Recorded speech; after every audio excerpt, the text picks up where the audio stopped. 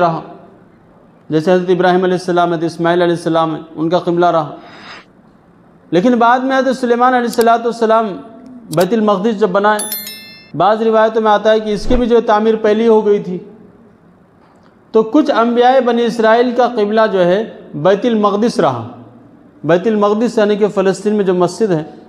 مسجد اقصی جس کو کہتے ہیں، وہ جو ہے مسلمانوں کا کچھ انبیاء علیہ السلام کا قبلہ رہا۔ اب جب نبی کریم صلی اللہ علیہ وسلم دنیا میں تشریف لائے اور آپ کو جب نبوت ملی، تو نبوت ملنے کے بعد آپ خانہ کعبہ کی طرف رخ کر کے نماز پڑھا کرتے تھے۔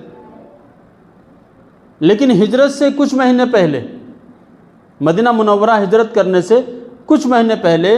آپ کو اللہ تبارک و تعالیٰ نے حکم فرمایا کہ آپ جو ہے بیت المقدس یعنی مسجد اقصی کی طرف رخ کر کے نماز پڑھیے۔ تو روایت کے اندر آتا ہے کہ تقریباً 17 یا 18 مہینے نبی کریم صلی اللہ علیہ وسلم نے بیت المقدس سے رخ کر کے جو ہے نماز ادا فرمائی، اور وہ بھی آپ اس طریقے سے نماز ادا فرماتے کہ آپ بیت اللہ کی طرف کھڑے ہوتے تو اس میں مسجد اقصی بھی سامنے ہوتی اور بیت اللہ بھی سامنے ہوتا۔ تو بعض روایتوں میں یہ بھی آیا ہوا ہے، ابن کثیر کے اندر لکھا ہوا ہے کہ انبیاء بنی اسرائیل بھی اسی طریقے سے نماز پڑھتے تھے کہ ایسے کھڑے ہو جاتے کہ خانہ کعبہ بھی سامنے اور مسجد اقصی بھی سامنے، تو دونوں طرف ان کا رخ جو ہے ہوا کرتا تھا اس طریقے سے۔ لیکن آپ صلی اللہ علیہ وسلم کی دلی تمنا اور دلی خواہش ہمیشہ یہ ہوا کرتی تھی کہ خانہ کعبہ جو ہے میرا قبلہ بنے، میری امت کا قبلہ بنے، اس لیے کہ وہ آپ کے والد جو ہے ابراہیم علیہ السلام ان کا قبلہ تھا، اس لیے آپ چاہتے تھے۔ اب یہاں سے آپ کو میں بتاؤں، دوسری ایک بات عرض کروں،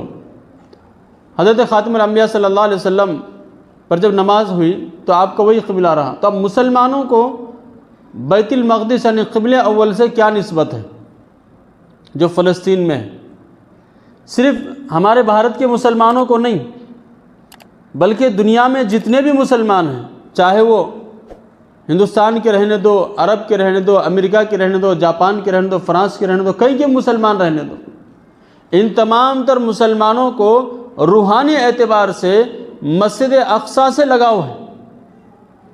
اس لیے کہ اس کی طرف یہ ان کا قبلہ ہے، یہ قبلہ اول کہلاتا ہے، بیت المقدس ہے۔ تو اللہ تعالیٰ نے نبی کریم صلی اللہ علیہ وسلم کو حکم عطا فرمایا کہ آپ جو ہے خانہ کعبہ کی طرف رخ کر کے نماز پڑھیے، اور اس صحیح بخاری کی روایت ہے، نبی کریم صلی اللہ علیہ وسلم 16-17 مہینے بیت المقدس طرف نماز ادا فرمائی، اور مسجد نبوی وہاں پر آج بھی اس کی علامت موجود ہے جہاں کھڑے ہو کر آپ نے بیت المقدس طرف نماز ادا فرمائی۔ تو یہ مسلمانوں کو لگا ہوا ہے بیت اللہ سے، اس لیے فلسطین سے تمام تر مسلمان جتنے بھی دنیا کے اندر مسلمان بستے ہیں، ان تمام تر مسلمانوں کو فلسطین سے روحانی تعلق ہے۔ آج جو ظلم ذاتی فلسطین کے اندر ہو رہی، دعا کیجیے کہ اللہ تعالیٰ اس ظلم ذاتی کو ختم فرمائے اور بیت المقدس کو اللہ تعالیٰ آزاد فرمائے۔ اب نبی کریم صلی اللہ علیہ وسلم نے جب بیت المقدس کو یعنی کعبہ کو چھوڑ کر بیت المقدس طرف آپ نے رخ کیا، آپ ادھر پڑھتے رہے، تو یہودی اس سے بہت خوش ہوئے کہ بھئی ہمارے قبلے کی طرف انہوں نے رخ کیے۔